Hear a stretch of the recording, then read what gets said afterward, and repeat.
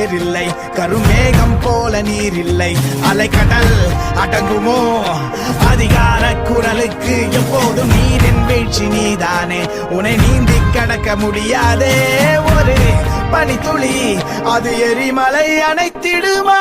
வேட்டுக்குழியின் கூப்பாடு இனி நாட்டுக்குள்ள கேட்காது, இன முகவரி அது இனி விழித்திருந்திடுமே. வேட்டுக்குழியின் கூப்பாடு